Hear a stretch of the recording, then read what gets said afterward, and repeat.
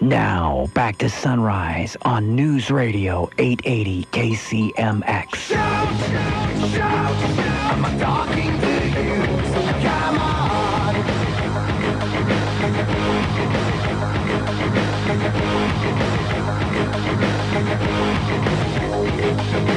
Shout!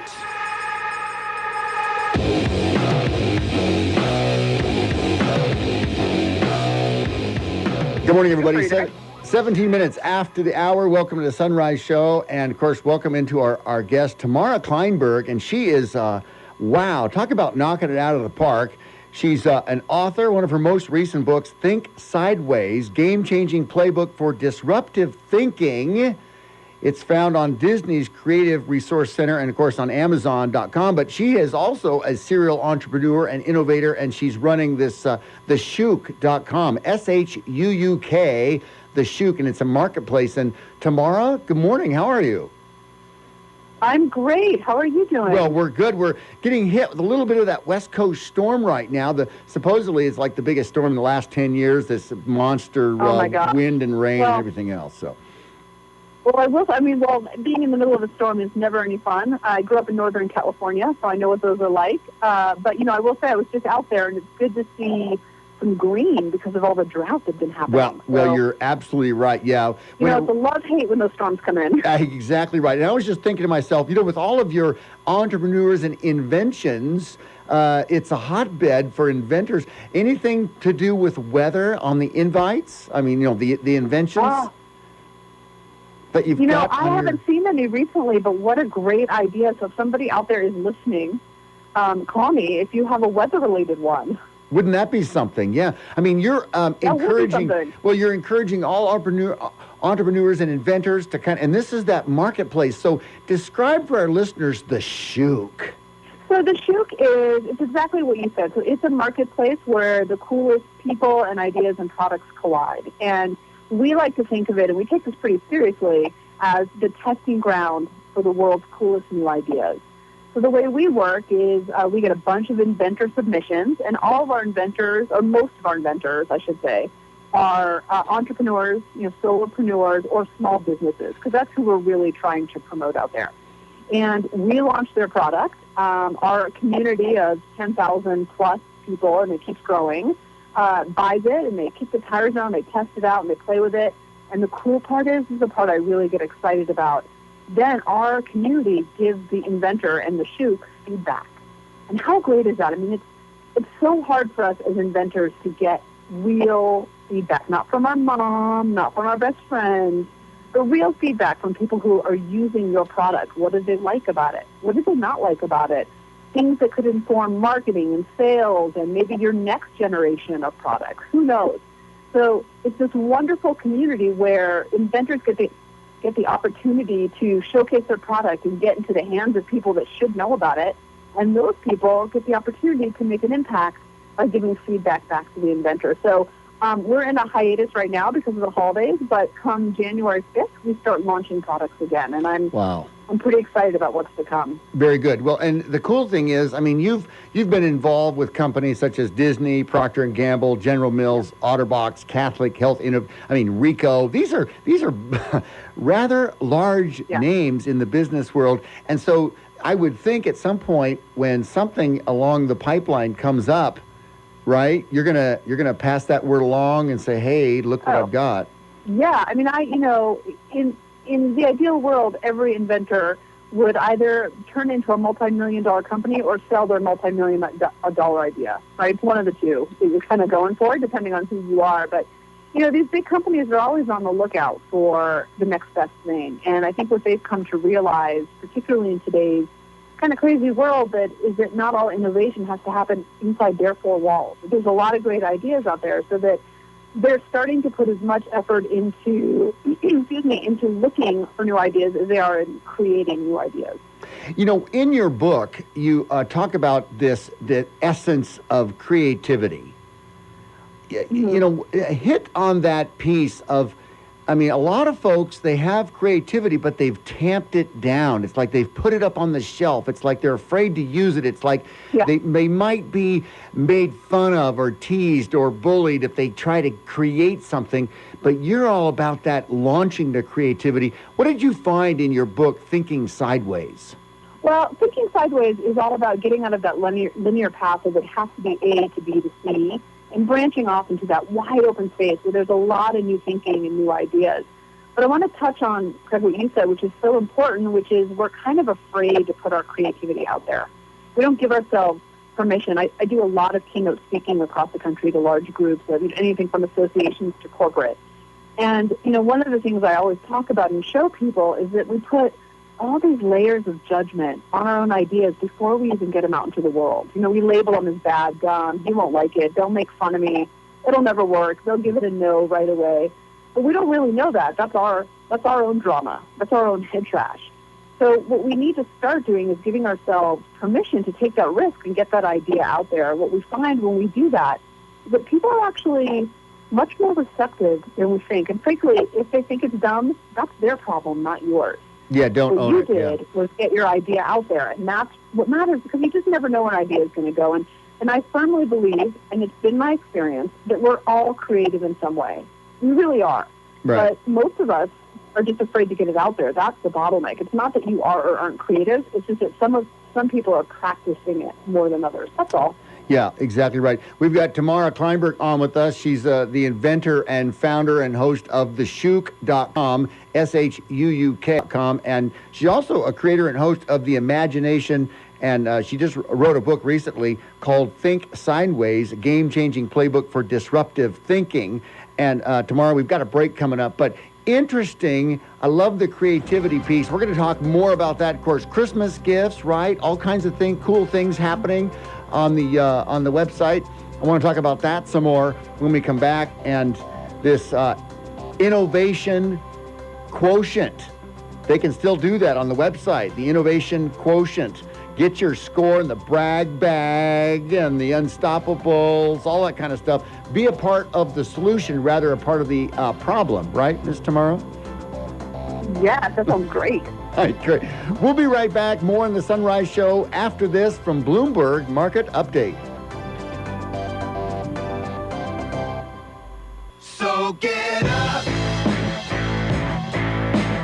Top of the morning to ya.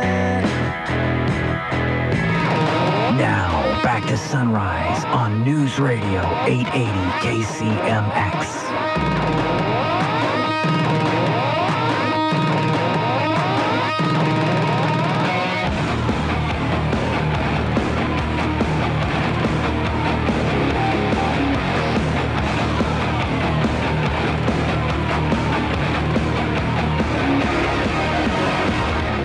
Good morning, everybody. 34 minutes after the hour, continuing with Tamara Kleinberg. She's the executive director. Well, I'm not going to call her that. She's the president, CEO, and founder of theshook.com. It's the marketplace where great things are happening. She put out a book not too long ago called Think Sideways, a game-changing playbook for disruptive thinking. And Tamara, the Shook is an amazing marketplace piece, but you're, once again, as entrepreneurs, have to know how to do this. Changing in the middle of the game, right? Tell our listeners what's happening with the Shook and how you're changing and how you've got your step 1, step 2, step 3 kicking out of the chute. Yeah, I'm so glad you asked. Let me just frame it all up by saying that if it's one thing I've learned in my years of being an entrepreneur and, having some wild successes under my belt and some total failures, is that business is an iterative process. So whether it's a product you're trying to launch or a service business or kind of a blend like we are, it's an iterative process, and you're always making changes to get to the next level. So recently we did an assessment. We said, well, we've been out for a couple of years now.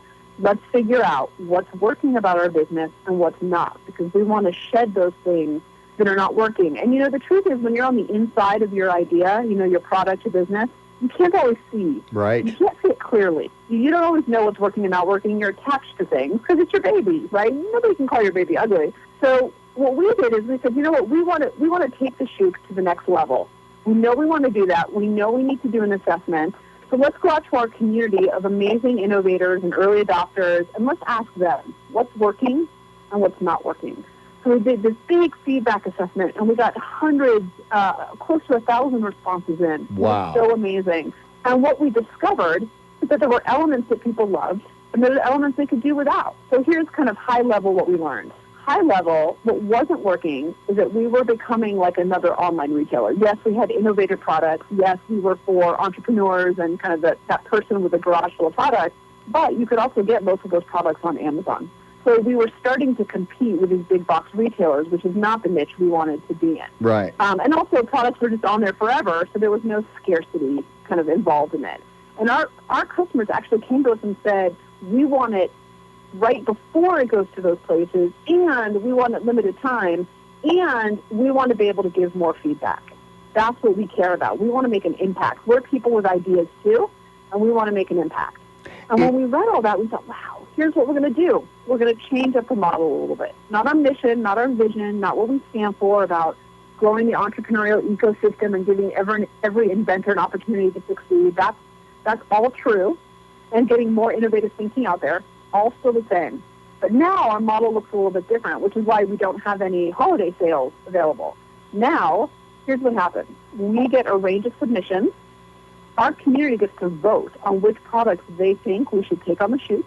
The ones that get voted in, we launch on Mondays, 72 hours, limited time, limited quantity. So in that time, our shooters buy the product, they test it out, they kick the tires around, they play with it. Then they get to give feedback live on the website. So basically it's public and everyone can see and they can build on each other's ideas and thinking what they like, what they don't like, what they think the inventor should do next, what they would change about it, how they use it, all those things that we need to know to really achieve the things we're trying to achieve in the world with our ideas. Yeah, so almost... And, well, go ahead. Step 3.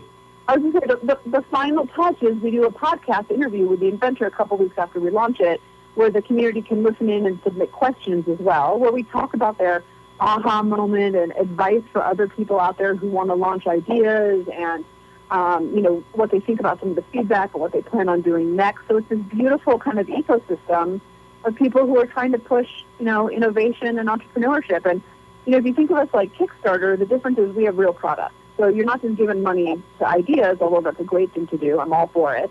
You're giving money to inventors who have products who are trying to take their stuff to the next level.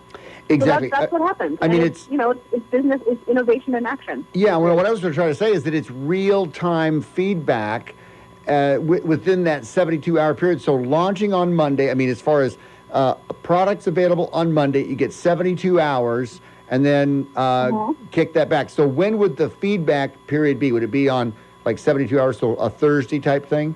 So the feedback happens after you get the product. It happens for 2 weeks because what we do is we send you a link to be able to do it on a special section on the website. Okay, gotcha. So to your point about real-time feedback, it's while you're using it. So you're using it's without giving away anything that's coming up. I'll do an old product. So we have this thing, ski bumper. It's this cool magnetic plastic that you put on your car, so you put your skis up against it so they don't scrape against your car. Right. So let's say you're out and you're in those, the resort parking lot, and you've got your skis up there, and you're like, oh my God, this is great. I love this thing. They need to know that this totally works. Whip out your phone, give us feedback. We want the feedback to be real time. I spent years doing focus groups with big companies, and I can tell you that I always fought them because putting people in a conference room to give you feedback on a theory doesn't work because you need people giving you feedback when it's happening. So let's say something with the ski bumper didn't work for you. You couldn't fit enough skis on it. Well, then whip out the phone, tell us that. Exactly right. So it's just live. We're talking with Tamara Kleinberg, and Tamara, we're almost out of time. We're related to the Shook.com, SHUUK. I love how you're calling, hey, all you shookers. Yeah, that's our community. We love our shookers. And so get signed up on the website, and then, of course, you get, it's just cool to check it out because the heart of the entrepreneurial spirit in America is alive and well. Well, so Tamara, this step 1, step 2, step 3, is there an incubation period for that, or is this just what's going to be happening until we change further? So we're in incubation now. We're making all the, quote unquote back end changes. As I was, telling you offline, I travel a lot for speaking about innovation, entrepreneurship, and this is my downtime. If that makes any sense at all. It does, yeah. No, it totally does, yeah. So we're doing all the back end stuff now. January 5th will be our official first launch. If people want to get in those, so they get all the notices when the first launches come out.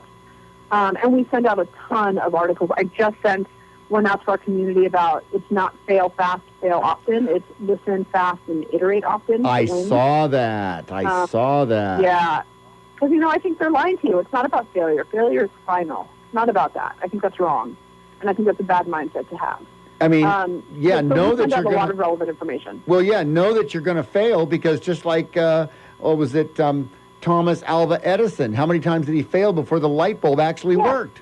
Exactly. Right. And I bet you, if we could ask him today, he would say they weren't failure, they just didn't have the outcome he wanted. Exactly. That's all. Tomorrow, I look at everything that way. So that idea may not have worked, but it led to something else. Awesome. Tomorrow we're out of time, but thank you so much. Tamara Kleinberg, ladies and gentlemen, always great to have you on. Let's have you on right after the 5th, after the first of the year, and we can talk. I would love to do that. Yeah, let's do that with the launch and everything. So, okay, good we can deal. Talk about ways to make this year more innovative. I love it. We'll be right back. More on the Sunrise Show after this break.